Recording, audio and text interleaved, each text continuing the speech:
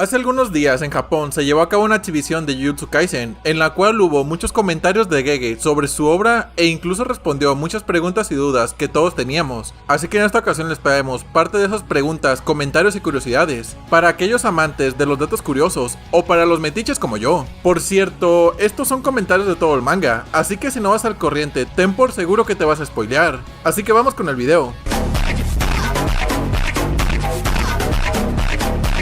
Entrevistador, ¿puede comentar algo sobre la portada del volumen 26? Sabes, tenía muchas ganas de dibujar una portada de Gojo en honor a su muerte, como el retrato de un difunto. Me gustó mucho esa idea y la hice. Y pensar que todos creíamos que esta portada significaba que Gojo reviviría. Maldito gato, y con todas las cosas que están pasando, ya no volveremos a ver a nuestro querido albino. Pregunta, ¿qué significado tiene esta página? ¿Qué cosa representa esa flor? Inicialmente estaba pensando que Gojo llevara una flor de camelia, pero al final perdió. Por eso en la ilustración aparece una flor que parece ser una de camelia, aunque en realidad no lo es. Se trata de una flor de camelia diferente. Básicamente, la camelia que salía representaba como vida para muchos, y de ahí es que todos teorizaban que Gojo iba a revivir, pero no era esa camelia, era una parecida. Gege troleó a todos, incluso al fandom de Gojo, pero bueno, ya no vamos a pedir que caiga, porque luego se vuelve realidad. Pregunta, ¿por qué Mei Mei huyó de Shibuya y no se le ocurrió algo más? O sea, es una pregunta como sugiriendo su muerte, al igual que pasó con Nanami. No siento que un personaje deba morir si este no causa alguna emoción en el lector, así como la tristeza o ira. Así que prácticamente nos está diciendo que él mata personajes para hacer sufrir a los lectores. Y es especulación mía, pero creo que con esto nos quiere decir que Gojo y Nobara definitivamente están muertos. Pregunta, en el pasado fanbook, con respecto a la pelea entre Nanami y Mahito, usted comentó que a veces los personajes se mueven más allá de su papel guionizado. ¿Podría explicarnos un poco más sobre eso? Verás, el guión avanza y las acciones de los personajes dirigen la trama a otro desenlace, o esa es la sensación que a mí me dan. No quería que Nanami muriera aquí, o sea en el capítulo 30, y no sabía si tenía otra opción para sacarlo de ahí, pero entonces llegó Itadori y obtuvimos el final que todos conocen. Sentí que Nanami había trascendido sobre el guión, pero al explicarlo así, pareciera que él iba más allá de mis expectativas, cuando en realidad es Itadori el que siempre supera ese límite preestablecido en la historia. Así es, banda. Desafortunadamente, Nanami era demasiado god. Pregunta, ¿cómo nació el Black Flash? Katayama-san, mi editor, me dijo, quiero el ataque final de Itadori, pero nada encajaba del todo. Al final nació el puño divergente y luego el Black Flash, en ese orden. También me gustó la idea de no limitarlo solo a la técnica de Itadori y el concepto de que su habilidad mejora con el éxito. Aunque tiene un elemento accidental, puede utilizarse de forma consecutiva, lo que la convierte en un punto de inflexión en la trama. Además, que sea una técnica utilizable por los enemigos añade más tensión a las batallas. Supongo que con esto nos quitamos la idea de que Itadori tendría un dominio. Incluso hay muchos fanarts que pintaban su dominio como un ring de bots, en el cual la energía maldita sería restringida y todo el combate sería puño limpio. Fanarts, los cuales la verdad están bastante buenos. Pregunta, al momento de dibujar un ataque final, creo que no solo es necesario explicar su poder y efectos, sino también el cómo se dibuja. ¿Qué tipo de mentalidad tiene al decidir los detalles de su ataque final? Creo que es suficiente si puedo dibujarlo bien y con frialdad, nada especial. Hay muchos momentos en los que he renunciado a mis habilidades de dibujo, pero todavía tengo un fuerte deseo de dibujar bien. Creo que quizás este deseo es lo que lleva a personas como Horikoshi-san y Fujimoto-san a mejorar. Pregunta, ¿qué intenciones tenía al contrastar la representación de Naoya con Maki? Verás, yo no creé a Naoya para antagonizar con Maki. Ya se sabía en términos generales que Maki sería la que purgaría al clan Zenin, conocido por su mala fama. Pero eso no significa que creé personajes con el propósito de ser antagonistas específicos. Las interacciones entre personajes son cruciales y esenciales en el manga, pero apuntar demasiado a roles específicos de personajes puede hacer que los desarrollos futuros sean predecibles y correr el riesgo de perder el interés de los lectores.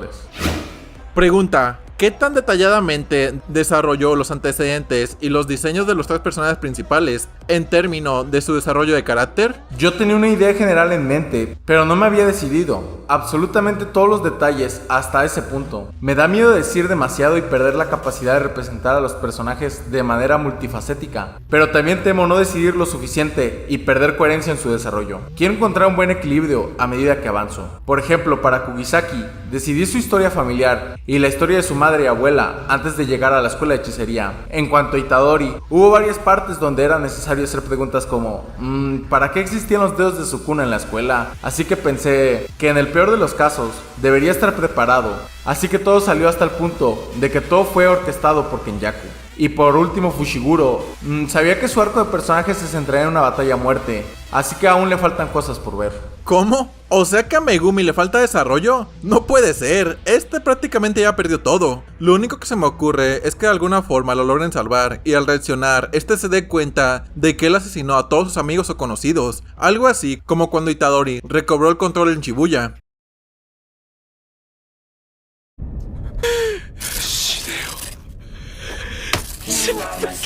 Y muchos están teorizando de que todo acabará con Megumi siendo el único sobreviviente. No lo sé, pero ignoramos este spoiler del gato.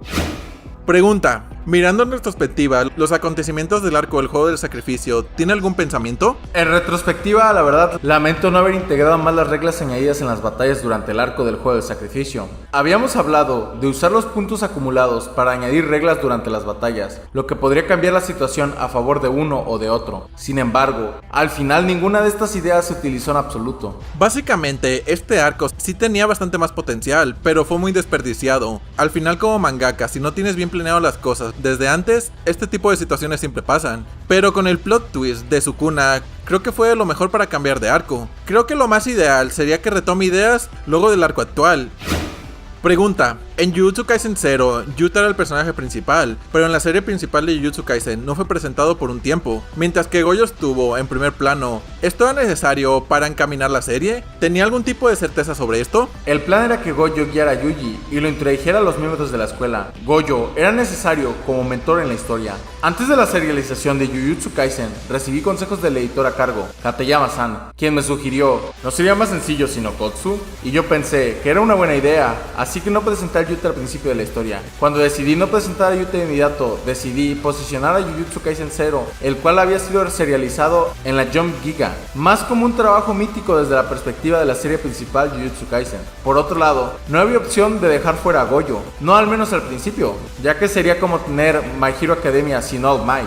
Y pues tiene razón, fue una excelente decisión. Pregunta: en el fanbook oficial de Jujutsu Kaisen se mencionó que estudió los primeros episodios de Bleach y Naruto. ¿Podría comentarnos más sobre eso? Naruto. Se trata de la relación entre el protagonista, Naruto y Kurama. Esto es como Itadori y Sukuna, o Yute Rika en Jujutsu Kaisen 0, ¿verdad? Si bien Jujutsu Kaisen terminó con una reconciliación similar a Naruto, retrata a Sukuna como algo absolutamente irreconocible en Jujutsu Kaisen. Mientras que en Bleach, se trataba de la estructura de la historia. El protagonista Ichigo se convierte en Shinigami por voluntad propia, a pesar de estar involucrado en eventos inesperados. En Jujutsu Kaisen, durante la escena en la que Itadori se come el dedo de Sukuna, se retrató conscientemente un énfasis similar a lo hizo bajo su propia voluntad. De igual manera con Ichigo, cuando se convirtió en Shinigami. Verdaderamente aquí Gege nos confirma que los clichés no son malos una vez más, ya que tomó sus obras favoritas para crear una nueva completamente. Pero además de eso, los contextos y los matices que utilizó se notan luego de visitar estas obras que menciona, dándonos como resultado un prota similar a Naruto e Ichigo, pero con metas totalmente diferentes a las de ellos. Pregunta: respecto a la valoración del arco del contenedor de plasma estelar, ¿hay algo que pueda analizar? Para empezar, Gojo y Geto son populares, así que tal vez el arco aumentó la popularidad del manga. En cuanto a su popularidad, fue más lo que esperaba. Aparte de eso, debido a que Jujutsu Kaisen no es una historia sobre Itadori convirtiéndose en algo, Rey Pirata, Hokage o héroe por ejemplo, supuse que los lectores aceptarían una pequeña desviación y no se molestarán. Sé que al no tener un camino completamente claro es la debilidad de Jujutsu Kaisen.